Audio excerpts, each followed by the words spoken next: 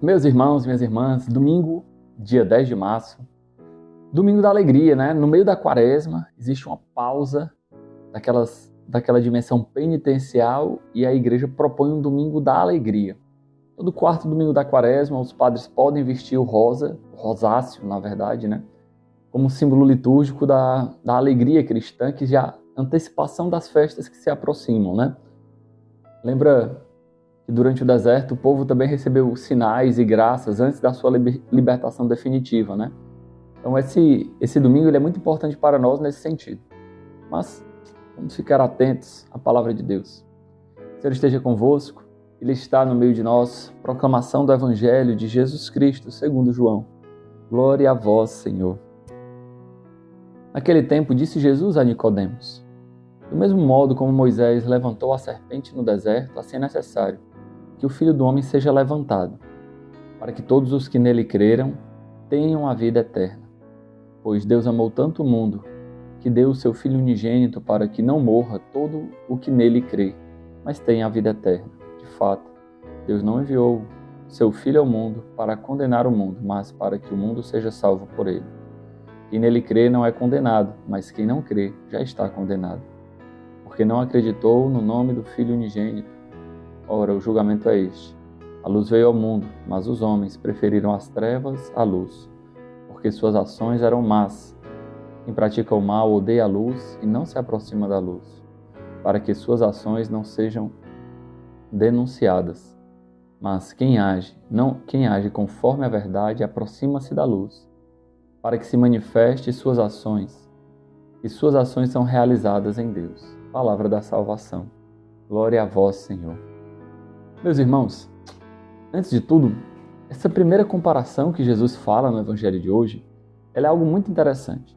Assim como Moisés levantou a serpente no deserto, essa cena, para quem não consegue lembrar agora, é uma cena interessante onde o povo de Deus, acometido pelo pecado da infidelidade a Deus, acaba por blasfemar, por ir contra a vontade de Deus, né? Já no deserto, né? Já foram libertos da escravidão do Egito e começam a blasfemar, a falar mal, porque passam por dificuldades. E como castigo, Deus envia serpentes, né?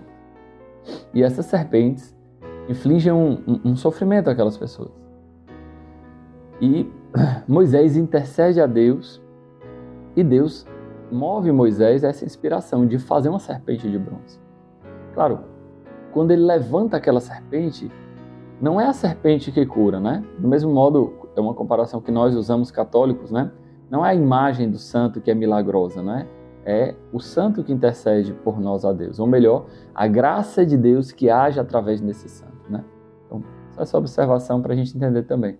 Mas o que eu quero focar não é isso, né? Quando ele levanta aquela serpente, é exatamente a imagem do mal que afligia as pessoas. Vocês entendem? As pessoas estavam sendo infligidas pela serpente. E essa imagem de uma serpente de bronze, né, é exatamente o que cura as pessoas. Isso terá todo o sentido no contexto dessa passagem, porque o Pai amou tanto o mundo que enviou seu Filho para que todo aquele que nele crê não pereça, mas tenha a vida eterna. É na cruz de Cristo. Quando Cristo é levantado, né, é que ele será a manifestação de salvação.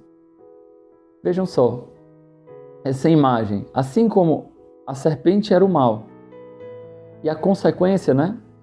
Uma imagem de serpente foi levantada, de igual modo, o pecado, que é o mal da humanidade, vai ser curado pela imagem máxima do que o pecado faz no homem, a cruz de Cristo.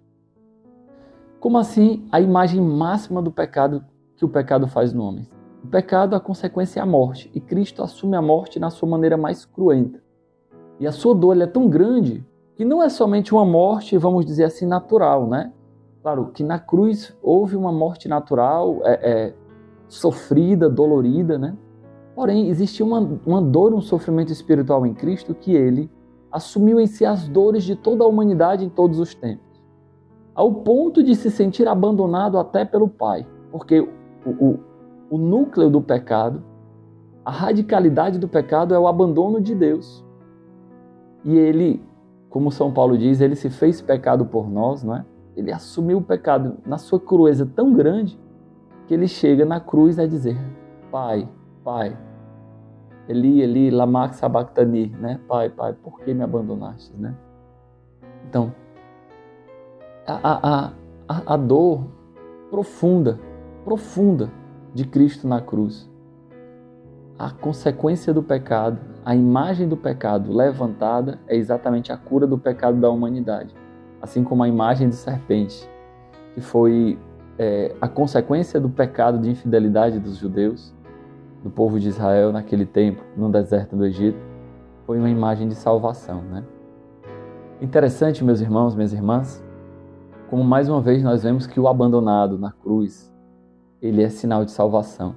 Para nós, o abandonado também, esse mistério atualizado, ele continua sendo um sinal de salvação. Então, levantar Jesus na cruz, claro, a gente não faz isso para continuar o sofrimento de Cristo, mas para consolar ele.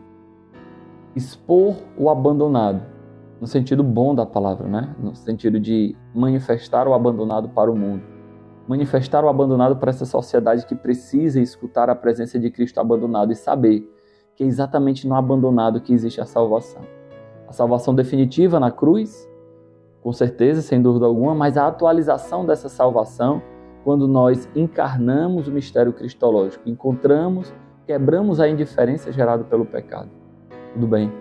Vejam, existe um outro detalhe aqui muito importante, muito interessante, que São João fala, né?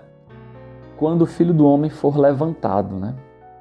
Essa glorificação do Filho do Homem, ela não se dá, essa elevação, né, do Filho do Homem, ela não é a ascensão de Cristo, né?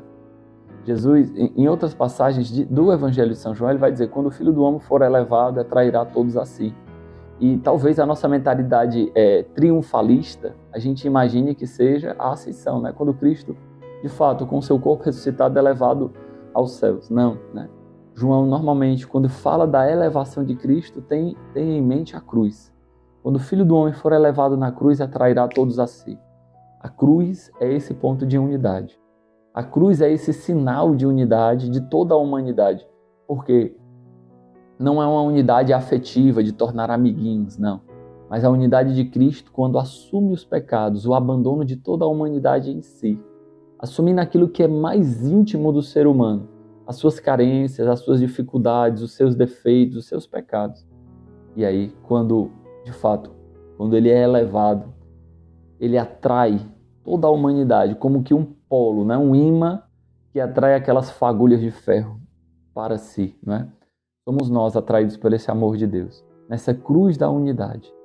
Nessa cruz da unidade que une o nosso coração no abandono de Cristo.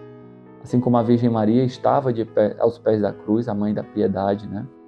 Ela oferecendo a Deus um sacrifício espiritual. Nós também queremos participar dessa unidade gerada pela cruz, meus irmãos. Faltam poucas semanas para a Páscoa.